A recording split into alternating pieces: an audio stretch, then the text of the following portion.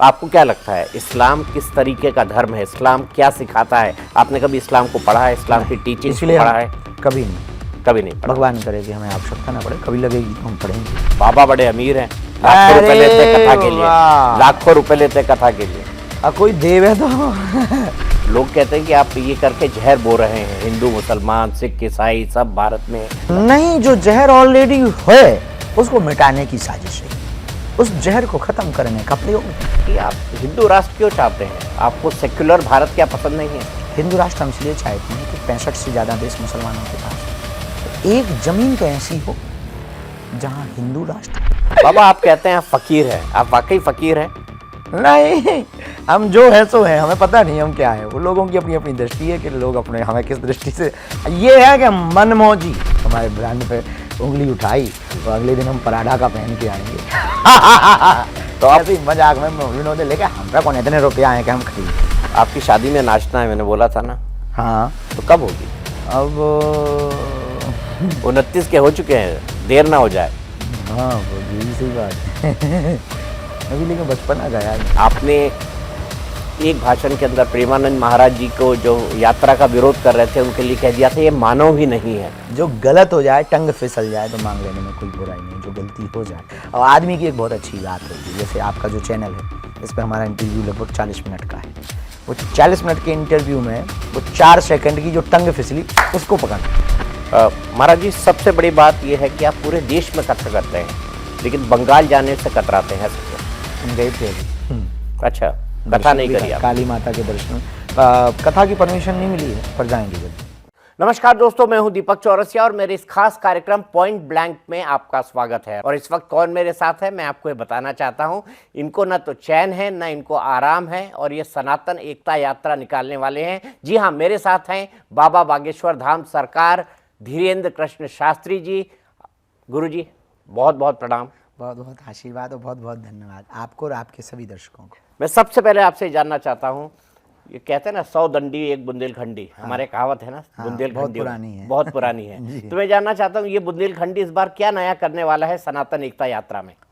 हमारे जीवन काल की ये दूसरी पदयात्रा है और पहली पदयात्रा बागेश्वर धाम से ओरछा तक की थी, लेकिन ये दिल्ली से वृंदावन तक की है। वैचारिक क्रांति की यात्रा है, हिंदू एकता के लिए है, हिंदुओं का भय मिटाने के लिए है, हिंदुओं का डर खत्म करने के लिए है, हिंदुओं को समृद्ध करने के लिए है और हिंदुओं में सामाजिक समरसता व्याप्त हो, भेदभाव छुआछूत की दीवार दूर हो, इसके लिए ये पदयात्रा है। हमारा जीवन हिंदू राष्ट्र के लिए था, है और जब तक ये क्रम पूर्ण नहीं हो जाएगा तब तक उसी के लिए रहेगा। हमें सरकारों से मांग नहीं हमारी कोई, न सरकार से कोई अपेक्षा है। हमें कागज़ पर हिंदू राष्ट्र नहीं चाहिए, लोगों के दिलों में चाहिए। उसके लिए गांव-गांव गली-गली जा रहे हैं। आप गांव-गांव गली-गली जा रहे हैं, क्या प्लान किया है इस यात्रा के लिए? क्या अलग होगा जो यात्रा आपने छतरपुर में बागेश्वर धाम से लेकर राम राजा सरकार ओरछा तक की थी? क्या अलग होगा उस यात्रा और इस यात्रा में? इस पदयात्रा में एक तो यमुना जी का विशेष रूप से, यमुना शुद्ध हो, शुद्ध है, उसमें कचरा न डाला जाए, ये एक बहुत बड़ी क्रांति होगी। और दूसरा, इसमें बालाजी और बांके बिहारी का मिलन और 3 प्रदेशों से होकर के गुजरेगी, दिल्ली, हरियाणा और उत्तर प्रदेश। तो नए अनुभव होंगे, नए नवाचार बहुत होगा। इस नवाचार में पदयात्री संकल्प लेंगे कि हम कभी सनातन संस्कृति को नहीं छोड़ेंगे। जो हमें छेड़ेगा उसको छोड़ेंगे भी नहीं, कानूनी उस पर कार्रवाई करवाएंगे, उसको जेल की सलाखों के पीछे भिजवाएंगे। जो सनातन के साथ छेड़खानी करेगा, जो राम के ऊपर प्रश्न चिन्ह करेगा, जो रामचरितमानस पर प्रश्न चिन्ह खड़ा करेगा, ऐसे लोगों को मुंह तोड़ जवाब दिया जाएगा। ये नवाचार है इस पदयात्रा में। देश के सब साधु आ रहे हैं, संपूर्ण ब्रिजवासी हम पर कृपा कर रहे हैं। पूरी दिल्ली, एनसीआर और हरियाणा के लोग बहुत उत्साह के साथ इस पदयात्रा के लिए उत्सुक हैं। प्रेमानंद महाराज जी से आपकी मुलाकात हुई, क्या बात हुई? देखे मैंने तस्वीरें, काफ़ी आत्मीय था, काफ़ी नज़दीकी बहुत संबंध था। अभूतपूर्व और यूँ अनुभव था कि जैसे एक पुत्र पिता से मिल रहा हो। और वो उनका भाव, बहुत इतनी अस्वस्थता है फिर भी बहुत प्रसन्नता, फिर भी राधा नाम जप के प्रति उनका समर्पण। और बहुत देर तक बैठे, लगभग 15 मिनट तक बैठे। फिर बाबा ने कहा कि जाओ, आपको पकौड़ा खवा रहे हैं, तो पनीर के पकौड़ा खवाए हमको। और चाय पिलवाई बाबा ने, बहुत प्रसन्नता पूरा, बहुत आनंद आया हमको। तो बहुत हृदय आह्लादित हुआ बाबा को मिल करके। बस उनके दर्शन इस भारतवर्ष को बहुत दिनों तक मिले, ऐसी भगवान से हम प्रार्थना कर रहे हैं। आपसे ये जानना चाहूँगा कि आप हिंदू राष्ट्र क्यों चाहते हैं? आपको सेक्युलर भारत क्या पसंद नहीं है? सेकुलर भारत जोड़ा हुआ शब्द है। हिंदू राष्ट्र हम इसलिए चाहते हैं कि 65 से ज़्यादा देश मुसलमानों के पास हैं, 95 से ज़्यादा देश ईसाइयों के पास है, एक देश यहूदियों के लिए है, एक देश बुद्धों के लिए भी है। तो पूरी दुनिया में लगभग 140-50 करोड़ हिंदू रहते हैं, 80 करोड़ तो केवल भारत में रहते हैं। तो एक ज़मीन तो ऐसी हो जहाँ हिंदू राष्ट्र हो, एक जगह तो ऐसी हो जो हिंदुओं की कहलाए। जिस देश का नाम हिंदुस्तान है, हिंदुओं का स्थान है, तो वो हिंदू राष्ट्र क्यों ना हो। जिस देश में 1947 में मजहब के नाम पर ही बंटवारा हो गया हो, एक टुकड़ा मजहब के नाम पर अलग होकर के पाकिस्तान बन गया हो, शेष बचे हुए भाग को हिंदू राष्ट्र क्यों ना बनाया जाए। इसलिए हम चाहते हैं कि ये भारत हिंदू राष्ट्र हो। इसलिए भी हम हिंदू राष्ट्र चाहते हैं कि छत्रपति वीर शिवाजी का संकल्प था हिंदवी स्वराज्य का, और हम चाहते हैं कि अब भारत भी हिंदू राष्ट्र हो। लेकिन लोग कहते हैं कि आप ये करके जहर बो रहे हैं। हिंदू, मुसलमान, सिख, ईसाई सब भारत में भाई भाई, ये नारा सालों से लग रहा था, लेकिन जब से बागेश्वर धाम सरकार आए हैं वो इस नारे की खिलाफत हिंदू राष्ट्र की बहुत ज़्यादा वकालत करने लगे हैं। क्या ये जहर बोने की साजिश है समाज के अंदर? नहीं, जो जहर ऑलरेडी है उसको मिटाने की साजिश है, उस जहर को खत्म करने का प्रयोग है। कब तक इस देश में हिंदू मुसलमान चलेगा? कब तक इस देश में हिंदू ईसाई वाली बात करेंगे? हम हिंदुस्तानी क्यों ना कहलाएं, हम भारतीय क्यों ना कहलाएं, हम सनातनीय क्यों ना कहलाएं, हम एक क्यों ना कहलाएं। हमारे हिंदू राष्ट्र की कल्पना में मुसलमानों को भागने की आवश्यकता नहीं, स्वतंत्र रहेंगे इसी देश में, रहेंगे यहीं। हमें कागजों पर हिंदू राष्ट्र नहीं चाहिए, दिलों पर विचारों में हिंदू राष्ट्र चाहिए। हम सिर्फ हिंदुओं का डर मिटाना चाहते हैं। लेकिन दिक्कत है इसमें महाराज जी, और बड़ी सारी दिक्कतें हैं। देश में कई सारे लोग ऐसे हैं जो खाते यहाँ की है, गाते कहीं और की। इसीलिए तो भारत को हिंदू राष्ट्र हम बनाना चाहते हैं। इसलिए तो हम भारत को हिंदू राष्ट्र बनाना चाहते हैं कि वंदे मातरम बोलने में यदि आपको दिक्कत तो आप खिसक लो यहाँ से। इसलिए तो हम भारत को हिंदू राष्ट्र बनाना चाहते हैं कि राष्ट्रगान गाने में यदि आपको दिक्कत है तो आप यहाँ रहने के अधिकारी भी नहीं हो, खिसक लो यहाँ से। इसलिए तो हम भारत को हिंदू राष्ट्र बनाना चाहते हैं कि आप राम के होने का सबूत मांगते हो, सनातनियों के त्यौहार आते हैं तो आप ज्ञान देते हो, सनातनियों का त्यौहार आता है तो आप तरह तरह के बयान देते हो, और भी तो मजहब है, दे के दिखाओ, नानी याद आ जाएगी। और फिर दो क्यों? हम यही चाहते हैं कि बयान ही मत दो। सबकी अपनी अपनी आस्था है, सबके अपने अपने आराध्य हैं, सबके अपने अपने भगवान हैं, सबकी अपनी अपनी पूजा है। सबकी अपनी अपनी पूजा है, लेकिन ऐसा क्यों होता है कि होली आती है तो कहते हैं कि पानी का इस्तेमाल नहीं होना चाहिए, पानी नष्ट होता है। दीपावली पर आपको पता है कि देश में कितना बड़ा विवाद हुआ कि पटाखे फोड़े जाने चाहिए या नहीं। आपका क्या मानना है और आपके क्या विचार हैं इसके बारे में? क्या आपको नहीं लगता कि प्रदूषण को कम करने के लिए पटाखों को बंद करना कम से कम दिल्ली जैसी जगह में बेहद ज़रूरी है? सुप्रीम कोर्ट ने कहा है कि पटाखे तो जलाए जाने चाहिए पर कम। ग्रीन पटाखों की बात करें। हाँ, ग्रीन पटाखे भी, लेकिन हम ये कहना चाह रहे केवल दीपावली पर ही ये ज्ञान क्यों दें? 25 तारीख को आता है क्रिसमस डे, उस दिन भी तो पटाखे जलाए जाते। 1 जनवरी को न्यू ईयर मनाया जाता है पाश्चात्य संस्कृति का, उस दिन भी तो पटाखे जलाए जाते। क्रिकेट होता है, जीत के जश्न में भी तो पटाखे जलाए जाते। नेता चुनाव जीतते हैं, चुनाव की जीत के जश्न में भी तो पटाखे जलाए जाते। शादियां होती हैं तब भी तो पटाखे फोड़े जाते हैं। फिर दीपावली पर ही ज्ञान क्यों? इससे सिद्ध होता है कि आप प्रायोजित रूप से हिंदुओं को डिमोटिवेट करना चाह रहे हो, हिंदुओं के त्योहारों को प्रश्न चिन्ह करके कटघरे में खड़ा करना चाह रहे हो और हास्य और मजाक बनाना चाह रहे हो। ये बर्दाश्त नहीं होगा। पहले का हिंदू अलग था, अब वर्तमान का 2025 का जगा हुआ हिंदू है। अब छेड़ोगे तो छोड़ा नहीं जाएगा। सनातन एकता यात्रा आप कर रहे हैं, किस किस को आमंत्रित किया है आपने इसमें? हमने पूरे देश के जो भी प्रबुद्ध जन हैं सबको किया, सभी समाजों को किया, हमने तो सभी मजहबों को भी किया। और जैसे ये यात्रा का संकल्प हुआ तो कोई एक साहब हैं फैज खान, उन्होंने कहा कि हम 300 मुसलमानों के साथ आपकी पदयात्रा में आएंगे। हमने स्वागत किया, बेझिझक आपको आना ही चाहिए। मुसलमानों को लेकर आ रहे हैं आप, फिर आप हिंदू राष्ट्र की बात करेंगे? क्या दिक्कत है? उनको दिक्कत नहीं है, हमें क्या दिक्कत है? तो फिर तो बाबा बागेश्वर भी सबके जैसे हो गए। नहीं, हम सबके जैसे ही नहीं है, हम शुद्ध सनातनी ही हैं। सबके जैसे थोड़ी है, हम अपने जैसे हैं। पर इसका मतलब ये थोड़ी कि कोई आए तो मना कर दे। हम रहीम रस खान के भी दोहे गाते हैं, अब्दुल कलाम की भी चर्चा करते हैं। और कोई मुसलमान भाई यदि पदयात्रा में चलना चाहता है आ जाए। अब कोई घर वापसी करना चाहे तो हम क्या कहेंगे? ना करो भाई, तुम्हें स्मरण आ चुका है तो आ जाओ बेझिझक। आपका देश है, सनातन हिंदू एकता सबका है, सनातन सबका है, आओ पधारो। तो हम किसी को भी नहीं रोकते। मैं आपसे आगे बात करूंगा, लेकिन मुझे बताइए किस किस पॉलिटिकल पार्टी के नेता को आपने सनातन एकता यात्रा में निमंत्रित किया है? हमने तो पत्र सबके लिए बनाए हैं। वर्तमान सरकार, विपक्ष सरकार, पक्ष में है जो विपक्ष में है, हमारी दृष्टि में तो सब पक्ष में है, हमारे लिए कोई विपक्ष में नहीं है। सरकार के पक्ष, सरकार पक्षधर और सरकार की विपक्षधर, उन सभी पार्टियों के लिए हमने उनके प्रमुखों के पत्र बनाए हैं और हम धाम की टीम के द्वारा भेज भी रहे हैं। राहुल गांधी जी को भेजा है आपने? हाँ, उनके लिए भी। तो ये तो ब्रेकिंग न्यूज है। फिर राहुल गांधी को बाबा बागेश्वर ने सनातन एकता यात्रा में आमंत्रित किया। बिल्कुल, और कोई बड़ी बुराई थोड़ी है, वो तो यात्रा सबकी है। खड़गे साहब के लिए भी हमने, श्री अखिलेश यादव जी के लिए भी पत्र बनाए, बहन मायावती के लिए भी हमने बनाए। आएंगे ये लोग? आए ना आए वो उनका विषय है, हमारा काम है अपना संकेत भेजना। और बागेश्वर धाम पे कन्या विवाह होता हम तो उसके लिए भी देंगे। जिनका भाव जगे आ जाओ। साधु तो सबका होता है, सनातन तो सबका है, भारत तो सबका है। लेकिन आप जानते हैं कि इन लोगों के विचार हिंदू और हिंदुत्व के बारे में क्या हैं? राहुल गांधी ने हिंदू और हिंदुत्व के बारे में क्या क्या बोला है? उन्होंने हिंदुत्व को बोको हराम और आईसिस से ज़्यादा खतरनाक बताया है। वो अपनी उनकी निजी विचारधारा, हम नेताओं पर बयानबाजियां नहीं करते। नेताओं पर बयानबाजियां करेंगे तो हमारा संकल्प और हमारा ध्येय भटक जाएगा। हमारा अपना काम है, भगवान सबको सद्बुद्धि दें, ऐसी हम हनुमान जी से प्रार्थना करें। आपने स्टालिन को बुलाया? क्योंकि वो तो कहते हैं कि सनातन, उनके लिए कोई डेंगू, पत्र मलेरिया और पता नहीं क्या क्या है, उनके नेताओं ने कई ऐसे बयान दिए। हम उनके यहाँ पत्र भी हमने नहीं भेजा, और बल्कि उनकी चेन्नई में कथा करके आए।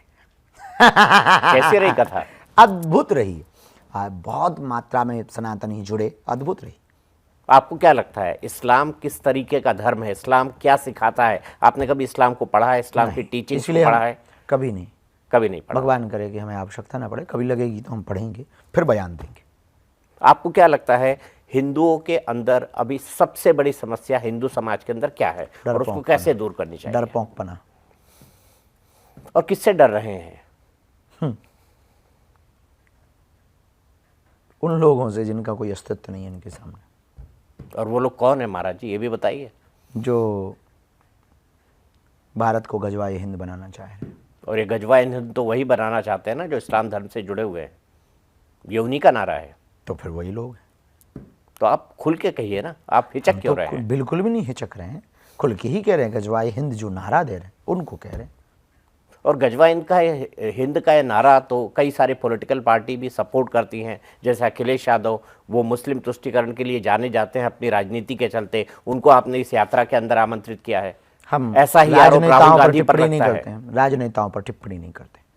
आमंत्रण देना एक अलग बात है, वो हमने अपना कर्तव्य निभाया है। लेकिन आमंत्रण तो तभी दिया जाता है ना जब विचार समान हो, विचारों की एकरूपता हो। हमारे समान विचार है हमारे लिए कि भैया हम इस देश में दंगा नहीं चाहते, गंगा चाहते। हम इस देश में हिंदू मुसलमान नहीं करवाना चाहते, हम इस देश में शांति चाहते। हम इस देश में आपसे हिंदुओं को गाली नहीं सुनना चाहते। आप हमें समझो, हमारी संस्कृति को जानो, परंपरा को जानो। हिंदू क्या है? हिंदू एक जीवन शैली है। इसके लिए हमने इनवाइट किया है कि आप आइए। वो सरकार के लोगों को भी जो वर्तमान में है और जो नहीं है, सबको इनवाइट किया कि आप आइए, समझिए। तो सरकार से किस किस का कंफर्मेशन है महाराज जी, कुछ नाम तो बताइए। हमको ऐसी कोई अभी सूचना नहीं मिली, आएगी तो बता देंगे। ठीक है। आप धर्म परिवर्तन कहते हैं, धर्म परिवर्तन बुरी बात है या धर्म परिवर्तन नहीं होना चाहिए या अपना धर्म इंसान को नहीं बदलना चाहिए, लेकिन भारत का संविधान इसकी इजाज़त देता है कि आप चाहें तो अपनी इच्छा से अपने धर्म का परिवर्तन कर सकते हैं। स्वेच्छा से बदलना धर्म परिवर्तन विचारक परिवर्तन होता है, लेकिन बलात् रूप से, प्रायोजित षड्यंत्र से, लालच दे करके धर्म बदलवाना धर्म परिवर्तन है और साजिश। तो आप कैसे देखते हैं, क्या भारत में धर्म परिवर्तन की साजिश हो रही है? बहुत मात्रा में, खासकर ट्राइबल एरिया में। और ये लोग कौन हैं? आपने कहा था बस्तर के एक चर्च के सामने, जो एशिया का सबसे बड़ा चर्च है, उसके सामने कथा करेंगे। ये लोग कौन है जो ऐसा कर रहे हैं ट्राइबल क्षेत्रों में और ऐसा तो छांगुर बाबा जैसे लोग इस्लाम में भी पाए जाते हैं जो विदेशी फंडिंग लेके इस तरह का धर्म परिवर्तन करवाते हैं। बहुत सी विदेशी साजिशें हैं, बहुत सी विदेशी ताकतें हैं जो जगह जगह पर एक्टिवेट हैं। उनके छोटे छोटे टुकड़े हैं, गांव गली गली में जो पिछड़े पिछड़े लोग हैं उनको टारगेट बना करके ये कर रहे हैं। महाराज जी, मैंने आपसे जो धर्म परिवर्तन के बारे में पूछा जी, आपने कहा कि आप स्वेच्छा से करें तो भी वो आपका धर्म परिवर्तन नहीं है, आपके मत का परिवर्तन है, लेकिन संविधान अगर इसकी इजाज़त देता है तो इसको करने में गलत क्या है? देखिए, संविधान इजाज़त दे ही क्यों? भगवान ने जिसको जहाँ जन्म दिया है उस परिस्थिति को क्यों बदलें हम? स्थिति को क्यों बदलें? हमें भगवान ने सनातन में जन्म दिया है तो दिया है, बदलने से ठीक है, थोड़े विचार बदल जाएंगे, दाढ़ी मूंछ कट जाएगी या बढ़ जाएगी, या कुछ गले में लटक जाएगा, माला की जगह कुछ और लटक जाएगा, लेकिन हम करें ही क्यों? जब ईश्वर से प्रकृति ने ही आपको जो बनाया तो वही रहने दें। दूसरी बात, बलात् रूप से, प्रायोजित रूप से, लालच दे करके होने वाले प्रत्येक धर्म परिवर्तन के हम खिलाफ हैं। ये संविधान भी कहता है, इस देश का कानून भी कहता है। और घटती हुई हिंदुओं की संख्या, आडंबर के नाम पर धर्म परिवर्तन, अंधविश्वास के नाम पर धर्म परिवर्तन जो बहुतायत मात्रा में हो रहा, वो हमारी सबसे बड़ी चिंता का विषय है। उसमें बहुत से ईसाई लोग सम्मिलित हैं जिनको विदेश से फंड आता है, जगह जगह उनके केंद्र हैं। वो कभी यीशु के नाम पर, कभी फलाने के नाम पर, कभी ठिकाने के नाम पर कर रहे हैं। और छांगुर बाबा जैसे लोग भी इस मजहब में भी हैं। महाराज जी, सबसे बड़ी बात यह है कि आप पूरे देश में कथा करते हैं लेकिन बंगाल जाने से कतराते हैं, ऐसा क्यों? हम गए थे अभी। अच्छा, कथा नहीं करी आप? काली माता के दर्शन, कथा की परमिशन नहीं मिली है, पर जाएंगे जल्दी। आपने कहा कि जब दीदी का शासन नहीं दादा का शासन होगा तब मैं जाऊंगा, तो दीदी हमने से कोई ये कहा है कि हमको दीदी की शासन में परमिशन नहीं मिल पा रही है। ये हमारे लिए बहुत दुख की बात है कि भगवान करे कि दीदी नहीं दे रही, दादा दे दे। लेकिन दीदी देंगी कि नहीं देंगी, आपको क्या लगता है? वो उनके विचारधारा के चंडी ऊपर पाठ करती है वो। भगवान करे कि उनको सद्बुद्धि मिले और हमारी कथा सुनवा ले, करवा दे। महाराज जी, आप महिलाओं के बीच खासे लोकप्रिय हैं, बहुत बहुत बहुत फैन फॉलोइंग है आपकी आम लोगों में बड़ी फैन फॉलोइंग है आपको। हमारी सब में ही है, सब में, स्पेशली नहीं, एक जगह नहीं, चलिए एक जगह नहीं, सब में है, आप सब में, मैं ये बात मान लेता हूँ। माताओं की बहुत कृपा है, बहनों का बहुत आशीर्वाद है, बुजुर्गों का भी आशीर्वाद है, छोटे बच्चों का बहुत स्नेह है, छोटे बच्चों का स्नेह, और हम उम्र का बहुत प्रेम है। लेकिन महाराज जी, ये मुझे बताइए कि आप चर्चा में आए क्योंकि आप एक पर्चा लिखते थे, पर्चा लिख के कई तरह की चीज़ों का निवारण भी करते थे।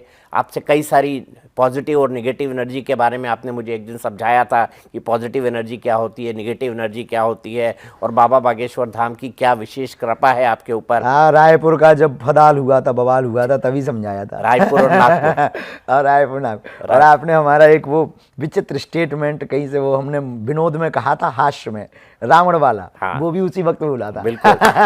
मैंने पूछा था रावण का मोबाइल नंबर हो तो मुझे भी दे दीजिए, क्या है मोबाइल नंबर, तो मैं भी रावण से बात कर लूंगा, संवाद हो जाएगा उससे। बहुत ट्रोल किया था उस पे तो लोगों ने। तो महाराज जी, मुझे ये बताइए कि ये जो विशेष प्रेम है, इस प्रेम के बाद जो है आपके कुछ ऐसे बयान आ जाते हैं जो विवादित हो जाते हैं। जैसे आपका एक बयान मैं याद दिलाता हूं, आपने कहा कि महिला की मांग के अंदर सिंदूर होना चाहिए और गले में मंगलसूत्र। इससे मालूम पड़ता है कि प्लॉट की रजिस्ट्री हो चुकी है। क्या महिला एक खाली प्लॉट है? नहीं, ऐसे कहने का तरीका थोड़ा अलग था, ऐसा नहीं कहना चाहिए, इसमें कोई संदेह नहीं। हमारा तो जो भी रहता ऑन कैमरा रहता बहुत सहज बस, बल्कि हमारा उसको बताने का मंतव्य जो था, मोटिव ये था, जो संकल्प था वो ये था कि हमारी भारतीय सनातन संस्कृति में सिंदूर लगाने की मर्यादा है, मंगलसूत्र पहनने की मर्यादा है, वेद परंपरा में। ऐसा नहीं करने पर लोग विचित्र दृष्टि से देखते हैं। ये हमारी सनातन परंपरा है और उस परंपरा का पालन, लेकिन वो कहने का लहजा जो प्लाट वाला हुआ था वो ठीक नहीं था। मैं आपसे ये जानना चाहता हूँ कि क्या आप यात्राओं की श्रृंखला करने वाले हैं? जैसे आपने एक करी छतरपुर से लेके ओरछा राम राजा सरकार तक, दूसरी आप दिल्ली से वृंदावन तक की करने वाले हैं, तो क्या ऐसी श्रृंखलाओं में और यात्राएं आएंगी? क्या आपने ऐसे इलाकों को चिन्हित कर रखा है? अभी तो यही 2-3-4 किए हैं कि एक अयोध्या की भी करनी है लखनऊ से, और एक दक्षिण भारत की भी है, तो अभी तो ये पूर्ण कर लें, उसके बाद में श्रृंखला का विशेष रूप से यही है कि जागृति की आवश्यकता कहाँ है। ऐसे जगहों को चुनना बहुत ज़्यादा ज़रूरी है जहाँ पर धर्मांतरण विशेष रूप से हो। तो अब ट्राइबल क्षेत्र में जाने का ज़्यादा मन है। तो किस ट्राइबल क्षेत्र में जाने का विचार कर अभी रहे हैं? हमारे मध्य प्रदेश में ये बालाघाट है, सिवनी है, छिंदवाड़ा है, ये बहुत हैं जहाँ पर धर्मांतरण बहुत मात्रा में, मंडला है, बहुत धर्मांतरण बहुत मात्रा में हो रहा। छत्तीसगढ़ में बस्तर है, बहुत मात्रा में और झारखंड बहुत मात्रा में धर्मांतरण हो रहा है। नेपाल बॉर्डर, बिहार बहुत मात्रा में धर्मांतरण हो रहा है। तो इन सब जगहों पर जाने का मन है। महाराज जी, आप घुसपैठ को कितनी बड़ी समस्या मानते हैं, और जो देश के अंदर डेमोग्राफिक चेंज हो रहा है उससे आप क्या इस सनातन एकता यात्रा में लोगों को बताएंगे कि डेमोग्राफिक चेंज आपके लिए, आपके बच्चों के लिए, आपके होने वाली पीढ़ी के लिए बहुत खतरनाक है? घुसपैठ को हम मानते हैं कि भूस्खलन हो जाना। इतना खतरनाक? इतने खतरनाक लोग हैं। भूस्खलन में तो ये तय रहता है कि भाई एक निश्चित एरिया जाएगा, पर घुसपैठ में तो ये पक्का ही नहीं है कि ये कहाँ कहाँ बसे हुए हैं और कैसे कैसे बसे हुए हैं। हमको इस बात पे आनंद आता है कि हम लोग, हमारे भारत की व्यवस्था रोहिंग्याओं को राशन देती है, उनको शरण दिए हुए हैं शरणार्थी के तौर पर बहुत जगहों पर, या वो छिप कर बैठे हुए हैं बहुत जगहों पर, और हमारे भारत के जो मूल हैं उनको राशन नहीं मिल पाता कई बार। तो हम चाहते हैं वो चिन्हित हों और उनकी विदाई हो। जैसे अमेरिका ने नहीं अभी हवाई जहाज़ में भर भर करके डिपोर्ट कर दिए, इन लोगों को हवाई जहाज़ में बैलगाड़ी में भर भर के डिपोर्ट होना चाहिए। लेकिन करेगा कौन? उसके ऊपर तो पूरी राजनीति हो जाती है। अगर एक आदमी को निकालने की बात हो जाए, उसके ऊपर पूरा एक ब्रिगेड आ जाता है, कोर्ट से लेकर सुप्रीम कोर्ट तक सब लोग खड़े हो जाते हैं। अरे भाई, खुद का घर संभाल नहीं रहा है, पड़ोसी का मकान बनाने की बात कर रहे हो। पहले जो भारत में रहने वाले लोग हैं उनके डेवलपमेंट की चर्चा कर लो, फिर विदेश से आए हुए लोगों की डेवलपमेंट की चर्चा।